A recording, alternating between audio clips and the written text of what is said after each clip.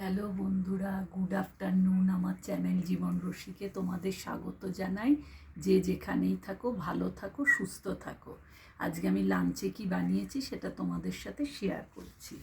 আজকে গরম ভাত, হাতে করা একটা রুটি, কাঁচা পেঁয়াজ, শসা, একটা কাঁচা লঙ্কা নিয়েছি এই যে পোস্ত বাটা দিয়ে একটু মেখে খাবো।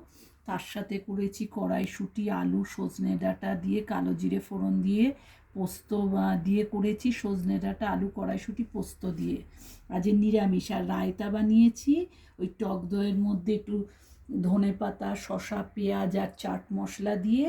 আর এর মধ্যে একটু ভাজা মশলাও দিয়েছি, ধনে জিরে গুঁড়ো, ধনে আর জিরেটাকে ভেজে নিয়ে তারপর সেটাকে গুঁড়ো করে এর মধ্যে দিয়েছি। টেস্টটা এটা গরমকালে খেলে হজম হয় ভালো, পেট ঠান্ডা হয়।